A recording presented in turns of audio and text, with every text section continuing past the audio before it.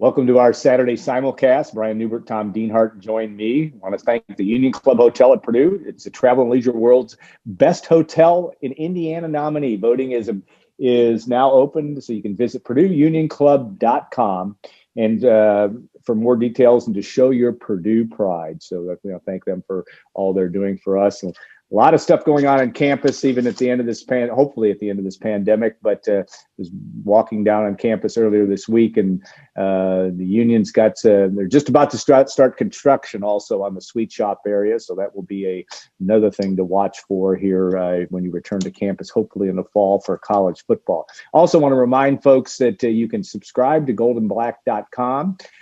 We appreciate all of those that do, but we have free trials available. Just click on just about any story. We have a tab there that you can click for your free trial link, and we highly recommend that you consider doing that. So today's Saturday Simulcast, we'll start with the topic of obviously big news yesterday, and we were fortunate enough to have interviewed Caleb Furst and Trey Kaufman-Renn for Gold and Black Live the day before. But Caleb Furst becomes Purdue's second Mr. Basketball in the 21st century. Joins Caleb Swanigan as being named that. And Brian, talk about the significance of that, and just in terms of, it was obviously it seemed like a two-horse race. So and from that standpoint between those two, but it's a plum. It still holds some weight in these days of earning the Mr. Basketball title.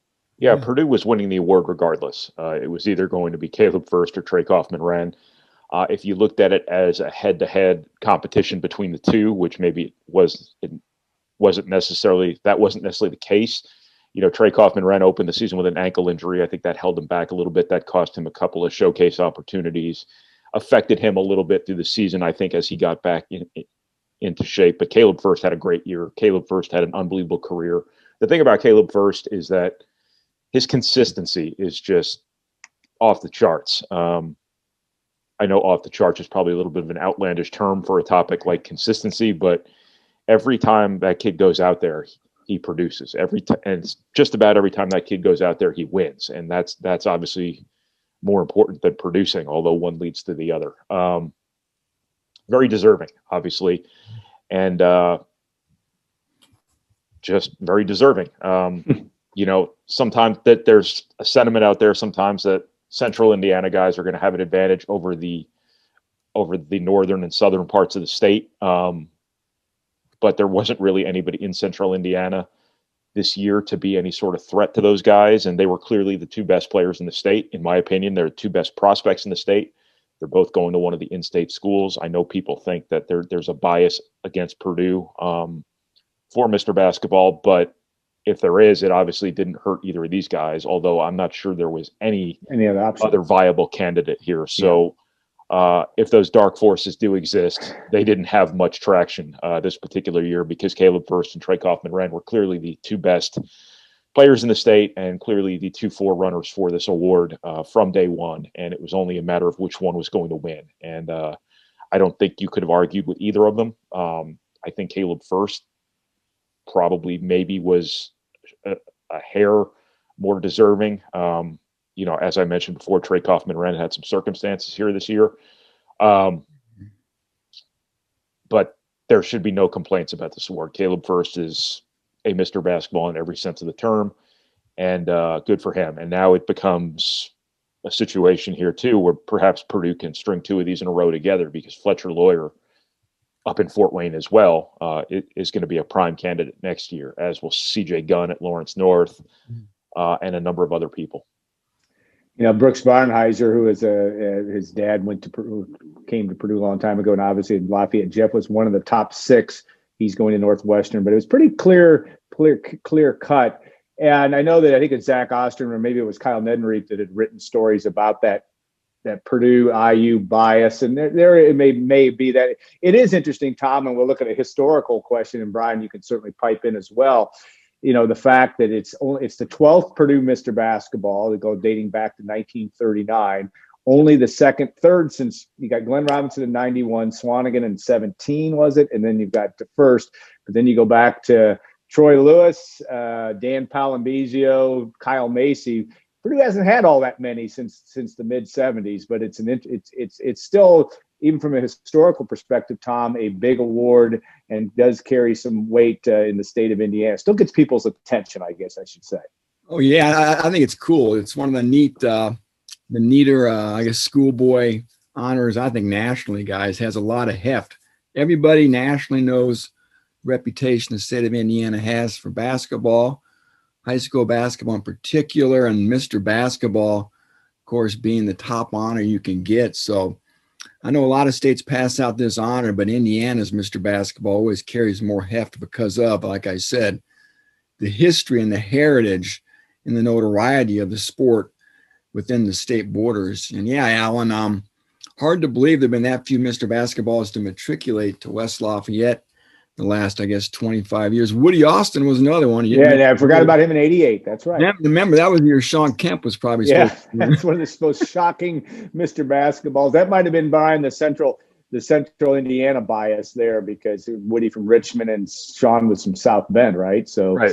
Sean Kemp also like Concord, Elkhart. He was going to junior college, I believe, and that probably tainted people's opinion of him. Yeah, he went to Kentucky. He went to Kentucky at high school. Well, he signed with Kentucky. He was there, and he got in trouble. He got in trouble. He left. Yeah. Oh, I thought he was a non-qualifier. And no, I think he was, but you're right. That whole he got kicked out of Kentucky, Brian. I think he stole like Sean Sutton's necklace, and that sort of set off a chain of events. The Randy Moss, Cam Newton plan, huh? Yeah, John Sutton. That's a great name from the past as well. I'm sorry, Tom. I was looking back too, Alan, to see that Purdue had ever had back-to-back winners, and Brian mentioned that being a possibility. And there was a stretch from '64 to '66 where Purdue got the Mr. Basketball 3 years in a row. Alan, can you name those three guys for me? Yes, I was going to ask it. Denny Brady and Rick Mount, or Billy Keller and Rick Mount. And I heard from Billy last night about Leroy Key's issue, and Leroy Key's passing, I should say. But that's what's amazing is that I think the first one was Wilson Eason, I think is the correct pronunciation, from Gary, that was the first Boilermaker to win it. But again, Brian and Tom, it's a huge deal and a good feather, and it'll be interesting. Brian, I appreciate you mentioning the candidates for next year, because to get it two in a row, that's only happened then. That 3-year stretch was the only time Purdue's had consecutive Mr. Basketball. So let me add something else to this while Statler and Waldorf here talk about days long before I was born. There you go. In modern days, exposure here really matters for these guys, and I think that both of those high school programs, both of those coaches, really did a good job getting their guys exposure. They played in a lot of premier events in November and December and things like that. Played a lot of really good competition, and I think that stuff really matters nowadays. Mark Davidson at Black Hawk Christian wasn't afraid to play anybody. Caleb Furst comes from a 2A school technically that was a 1A school not all that long ago, but they played everybody. And they played Indianapolis schools. They played in Indianapolis. They played Silver Creek, albeit without Trey Kaufman-Wren. That was outside their control. They played Homestead up in Fort Wayne, as I think they do every year. But these guys have played on the biggest stages in Indiana high school basketball. They've played against the best teams. They've played against the best players in a lot of cases. And that exposure really matters nowadays with this Mr. Basketball stuff. And I think both high school programs deserve a lot of credit for scheduling in a way that really put their players in a position to get the sort of exposure and notoriety that undoubtedly helped their causes with this. Fletcher Lawyer's team, speaking of next year, they played at like everybody in Indianapolis this year. And, Black Hawk Christian this year played at Crispus Attucks. As I said before, they played Homestead. They played at the Hall of Fame Classic. They played at the Forum Tip-Off Classic in December. They played at the Sneakers for Santa event. Really big, high-profile events in Indiana high school basketball. These guys' coaches made them part of this. And when both of those guys got to the state final, I think that closed the door on any third-party candidate, so to speak, whether it be a Luke Goody at Homestead, a Luke Brown from Blackford, whose team doesn't play anybody. So that obviously was the opposite of what I'm talking about here. As soon as Furst and Trey Kaufman-Renn got to the state finals, I think that closed the door on any potential third-party candidate here. But those teams those players, high school coaches, and high school programs did a really good job getting them visibility that matters so much for these awards. Yeah, and it is still, like I said, an award that carries weight, and will be interesting to see. And one thing to pump our old Gold and Black Live show, but also we'll be putting the interviews that we had with both Furst and Kaufman-Renn on Thursday night. And Furst did a good job of hiding that he knew, because they obviously took pictures before, and both those guys. But I thought the other thing was very telling, and there is a little bit of that with Mr. Basketball. There's a little bit of a standard to hold up. It doesn't always follow the case, but in terms of just being great citizens, and both those guys, at least in my estimation, Brian, you've been around about 50x over me, but just very impressive in those interviews. We'll be posting those on GoldandBlack.com if you didn't see him on Gold and Black Live this week as well. So really worth watching, as both guys comport themselves extremely well. Yeah. All right, Tom, we'll move on to subject 2, and that is transfer portal and the fact that it became official. There was some big news, certainly, and Maliq Carr's decision to enter the portal and head to Michigan State. It sounds like with the desire to play basketball, which we knew about in his recruiting process with Purdue. And I know Brian's been. We're all going to have to figure out how this is all going to impact. But it sounds like coaches are just going to have to adjust to this, and we'll hit that topic. And then, Brian, I want to also ask you about obviously June and some of the new the dead period coming to an end. So, Tom, we'll start with that, just in terms of Maliq Carr, but also the transfer portal. And now that it's official, it's open season.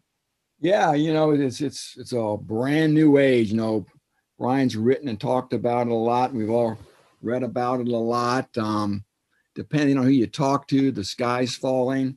The sport's going to fall apart. I mean, it's going to be awfully interesting, guys. I've said the next 12 to 18 months are going to be very interesting. I think everything does seem chaotic right now. Brian and I talk about looking at the alerts on our phone, and it seems like every minute there's an alert for a new kid entering the portal.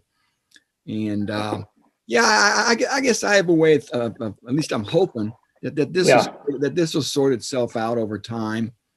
And again, that's just a great unknown. And anytime there's a great unknown, there's a lot of anxiety to wherever it is in life you're dealing with.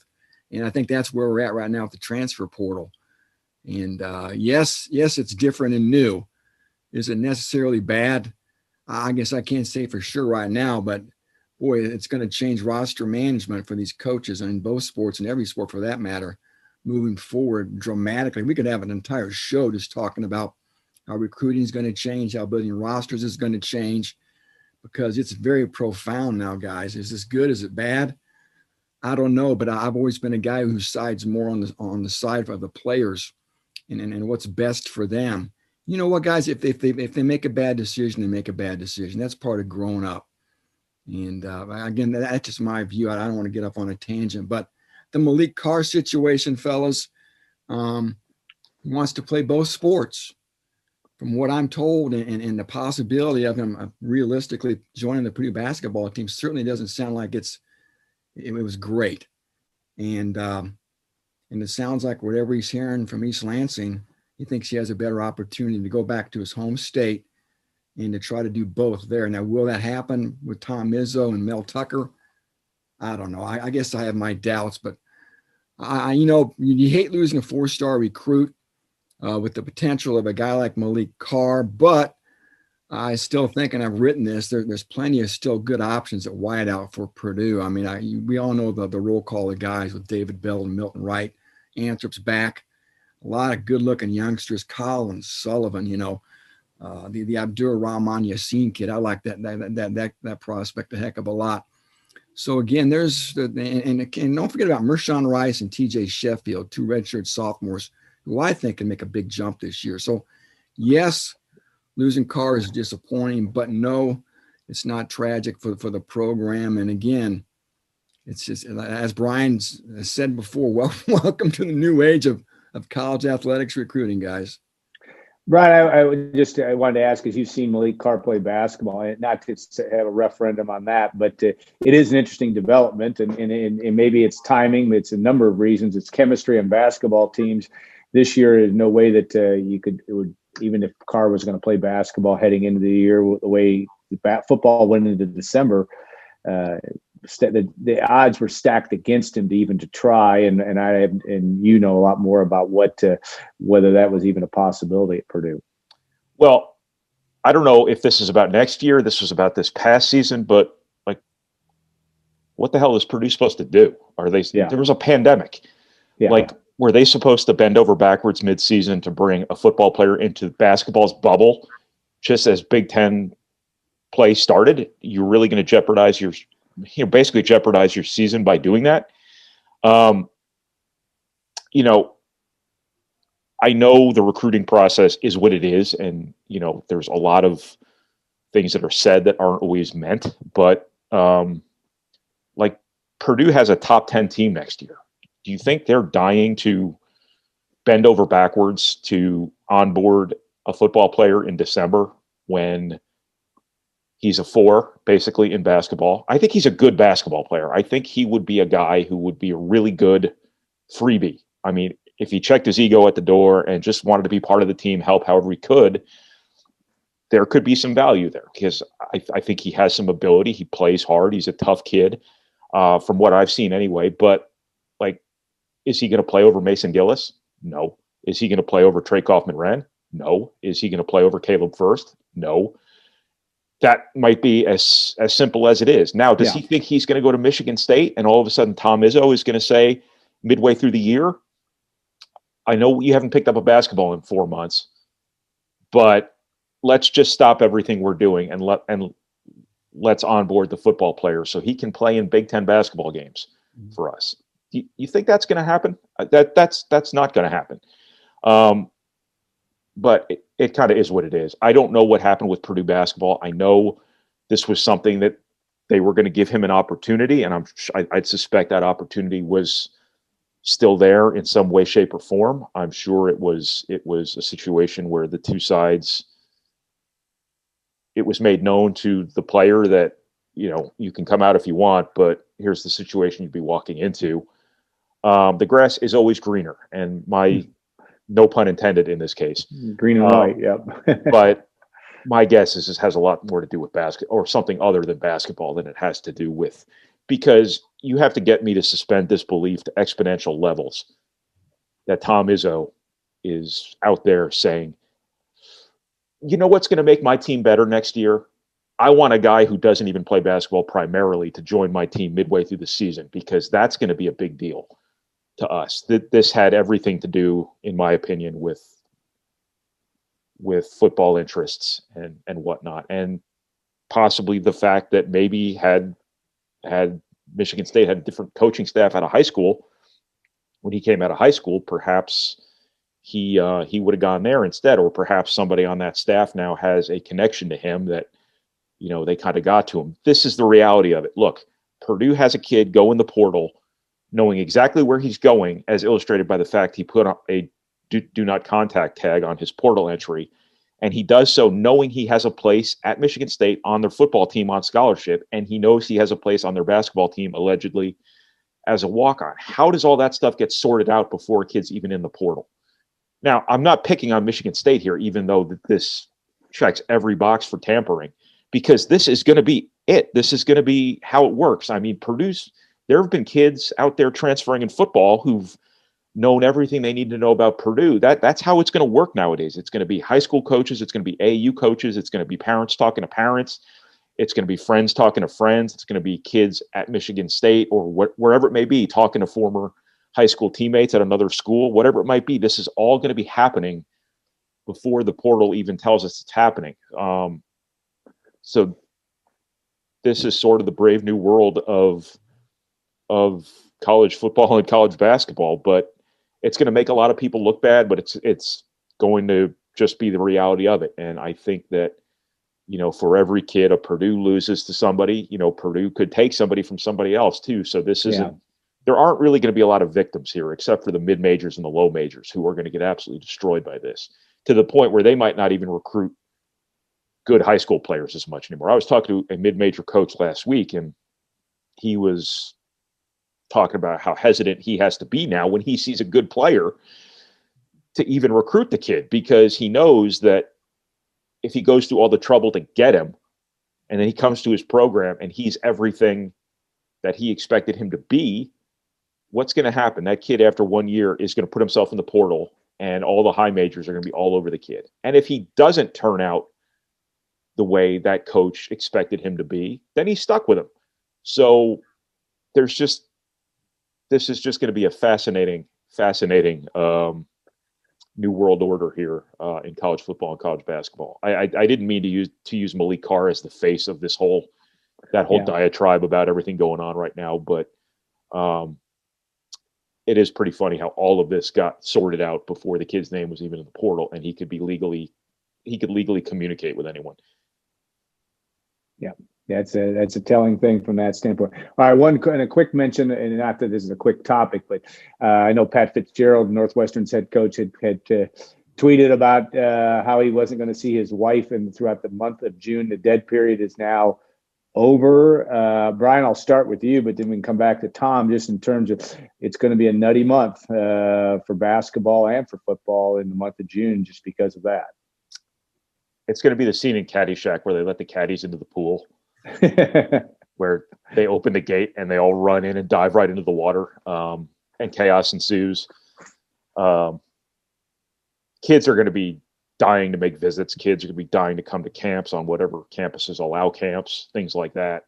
It's going to be more than coaches can handle, probably, because the class of 2021 just got screwed on all of this, and the class of 2022 still has some lost time to make up for here. So both in football and basketball, if they're going to dive right into official visits right away. Basketball can dive right into unofficial visits right away. And they're going to have people beating down their doors left and right. Now, the natural control on this in football recruiting and basketball recruiting for Purdue specifically is, if Purdue's only got like 10 scholarships to give out anyway to high school kids, that doesn't mean they need to host 30, 40 official visits in June. But you would like underclassmen coming by your campus. You would like 2023 and 2024, whatever it might be, kids coming for unofficial visits. You would like to host a good deal of unofficial visits too. But it is going to be crazy how this goes, because I talked to one kid a while back who said that his plan this past fall, had there been visits, was he was going to go to a game every week somewhere. And that's where football recruiting has been going. Everything happens so much earlier now.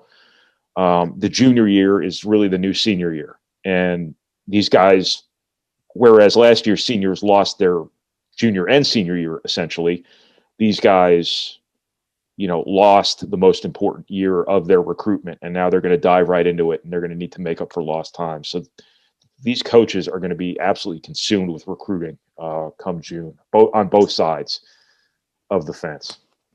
Tom, I know you've been doing entrance interviews about kids that are coming to Purdue, but this is just another example. It's going to be like Brian said, it's good. I always like Caddyshack analogies anyway, but that is going to be a crazy, crazy time for these coaches in football and in basketball. Yeah, you're right. And like Brian talked about, for these coaches to get a peek at the 2022, I guess, and 23 kids, right? That's going to be the real value, I think, this summer, to start working ahead on recruiting. I think James Franklin, the Penn State coach, talked about that this week on one of his Zoom calls I saw. And, Brian's mentioned this before. We've talked about 25, you can sign 25 guys, up to 25 guys a year, right? And what percentage of those kids are probably going to be annually high school kids? I think, what do you think, 2/3, Brian? Maybe 14, 15 out of 24 kids will be high school kids. Typically, you want to keep about it. It depends on the program. I think Alabama can still get away with. Now, Alabama is going to poach everybody's best players too, but I think people like Alabama can still do the whole high school thing and get the best players in the country every year, and for the most part hang on to them, because kids at Alabama know that if they stay and they wait until they're juniors or seniors and can actually play, they're still going to the NFL. Because if you look at their draft, history, a lot of those guys weren't guys who played right away, and the guys who play right away will be gone after 3 years anyway. So that's an extreme example. It is an extreme example, but I mean, the Purdue, Illinois, Michigan State, Minnesota, they're going to have to hold back a third of their class. I would say 2/3 is probably about right, if not the absolute ceiling on it. I would think Purdue, there are going to be years where Purdue, strikes a 50-50 balance here, where you constantly have small scholarships because you're constantly replacing guys who leave. I'm sorry, small scholarship numbers. That's a very important word I left out there. Not small scholarships. That would be funny. So you're constantly going to be keeping your scholarship numbers pretty low, and you're constantly going to be looking to address needs that have cropped up, been addressed, and then cropped up again because the short-term guy you recruited to fill them is already gone. And I would think that in a year you have 15 scholarships. I would think you'd sign 8 to 10 high school guys and probably hold back enough room to be able to throw Band-Aids over some of your needs here. So that would be kind of my expectation anyway. I didn't mean to cut you off there. I think you were still talking when I just started. It's crazy to think about. You almost need somebody on your staff that's their player personnel director. I mean, there's some form of that already, but my goodness. And then we didn't even get into, well, then you can lose guys to the transfer portal too. And suddenly you have more scholarships and more holes to fill. On and on it goes, right? I mean, I think May 1st, guys, is when they said, not this year, but moving forward, May 1st is going to be the deadline for fall and winter sports for kids to decide, I think, if they want to transfer or not. But still, I mean, imagine the anxiety of a football or basketball coach. I guess you have to have honest conversations with your players and go, look, are you coming back? Can we count on you coming back, kid? And I mean, again, things could pop up, and you just got to be able to be adaptable and fluid if you're a head coach, I guess, because we could drive yourself crazy here. A couple of things are going to matter here. I think that coaches are going to have to know, they're going to have to work the quote unquote grapevine pretty hard, because if a kid is going to transfer and he announces it on May 1st, you need to be on the phone with him at 5 minutes after he's in the portal, and you need to know you need to have a good working knowledge of the lay of the land there. And I would think that there's going to be so much back channel stuff that's going on and so much other stuff that you're going to have to keep track of in terms of who's going to be there, so you're ready when they are. You will notice that when these guys go in the portal, they pretty much have a good idea who they're going to be looking at right away. That's because all of the wheels are in motion behind the scenes. Yep. I also think that coaches are going to have to, it would be beneficial to coaches, I should say, if they have a really good feeling for their team and they really have good relationships with their guys and they know how people are feeling about things. That way they can anticipate their own attrition. They can anticipate their own needs, things like that. They can, in some cases, talk guys off the ledge, guys they don't want to lose. Sometimes they can adjust accordingly to try to amend situations. This is just going to come down to the coaches who are the most aware of things, both on their campuses and off their campuses, are also going to have a real advantage. The dirtiest coaches are going to have a huge advantage. I mean, that's obvious, but that's always been the case. What's going to be interesting about just a little bit of a blend of the last two topics here is, if you think the portal's crazy right now, you wait till a year from now, when all of these dudes who got recruited without ever meeting their coaches face to face, or all these coaches who recruited these kids without seeing them in person, there's going to be thousands of situations where a kid shows up in August and a coach says, man, this kid sucks. Or, hey, that kid has a tail. Because they don't know anything about these guys. And also it's going to go the other way around too. A kid might get there and be like, man, I just don't like these coaches. You didn't get to spend any time around them. A Zoom meeting is great, but a Zoom meeting is, people can watch us on Zoom and not know we all hate one another with a passion. That's right.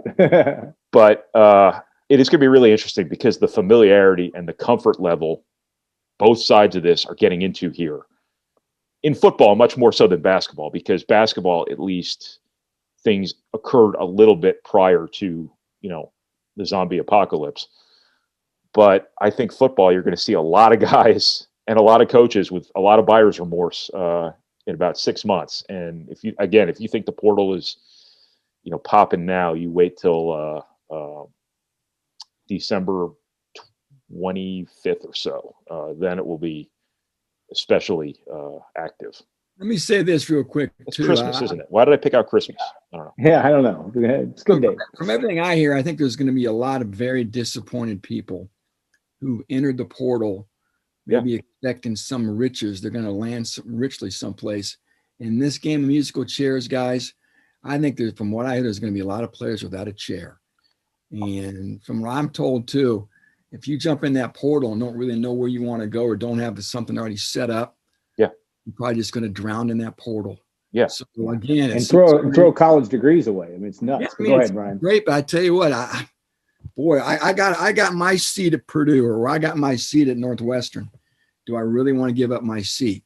I mean, again, I'm all for guys. They're adults. They have to make their own decision. But I tell you what, man, from everything I hear, and you guys probably read and hear too, that there's not going to be home for a lot of these guys. I'm laying in bed at 8:30 in the morning a couple weeks ago, and my phone rings. I don't recognize the number, but I pick up anyway. It's a recruit I covered like 5 years ago, 6 years ago, something like that. And I'm like, what's going on here? So apparently he must still have my number from like the one time I talked to him many years ago. This tells you how desperate he is, that he's reaching out to me, of all people, a barnacle on college basketball's underbelly. He's in the transfer portal. He got nowhere to go. He signed with one school, went to another school, left there, went to another school, left there. So he's looking for school number 4. He's been in the portal for a year, and he's, as I said, he's desperate because he's calling me. And all of these coaches who might be interested in him, they have 1,000 other transfers right now they can recruit. So you got to be real careful with that move you make. As Tom just said, you better be damn certain betting on yourself that A, if you don't already know where you're going, or B, you must know that you're a player of a caliber that people are going to fall all over themselves to get, because there are no guarantees once you're out there. And there are dudes who've been in the portal for months, and there are dudes who'll be in the portal all year, because the competition in the portal right now is as good as the competition on the field, because there's guys everywhere. Players, don't often understand that they have it pretty good. Now, that's not true everywhere. Obviously, there are bad situations in good places. There are also good situations in bad places, things like that. A player at one school has it way better than players at a lot of other schools. And every kid is different, obviously. Every kid's circumstances are different. But generally speaking, things are very rarely as bad as they seem. And the thing that scares me, and I know these kids don't need to be protected from themselves by legislation or the actual NCAA structure, but there should be controls in this that assure to any extent that these guys are making a well thought out sort of decision, whether that's a waiting period, whether that's a whatever it may be. I don't know. Put your name in the portal, but it doesn't appear for 5 days. That way you have to sit there and actually think about it. You got to meet with I don't want to say meet with your coach, because there's going to be a lot of strong arming that goes involved in those situations. But it's just, there's going to be a lot of success stories here. This is going to be great for a lot of dudes, which is the desired end result of this. But there's also going to be a lot of cautionary tales here that is unfortunate. It's not the NCAA's responsibility here to play parent, to play guardian, whatever it may be, and protect these dudes from themselves. But it is going to be part of the collateral damage of this new world order. Yeah. We have had a lengthy discussion, interesting stuff today, and I want one topic that we will pick up next week. But Leroy Keys is passing, and it's a very significant, sad instance this week at Purdue. Passed away at the age of 74. And I think one of the things that we'll pick up on down the road, and maybe next week, on the whole notion of what Purdue will do. And we're not in the business of telling Purdue to build statues necessarily. There's been talk about Joe Tiller and Leroy Keys, et cetera. But I do think this is a person of great significance that meant a lot to a lot of student athletes. We're saddened because he was in our lives too. I mean, we have obviously had him on shows. He's been great. We've all known him, Tom and Brian as well, over the years, and he's been good to us. And we're wishing the best for his family and yet in this difficult time. But it is a topic that we'll bring up down the road as well. So I want to say thanks to our sponsor, the Purdue Union Club Hotel, and all that they do for us. Purdue's Union Club, the Travel and Leisure's World Best Hotel in Indiana nominee, and voting is now open at the Purdue Union Club Hotel. And we also want to remind folks too that you can subscribe to GoldandBlack.com. We appreciate all of you that we have 45-day trials on there as well, but we appreciate everybody's not only listening to this. We hear a lot of good feedback from that, but also the ability to subscribe to and become a member of GoldandBlack.com. So guys, have a great rest of the weekend, and we'll look forward to more of this. We'll keep this as a weekly event, obviously throughout the summer. There's always plenty of things to talk about, and we'll be doing that on a weekly basis on our what we usually call our Saturday Simulcast. Have a great week, everybody.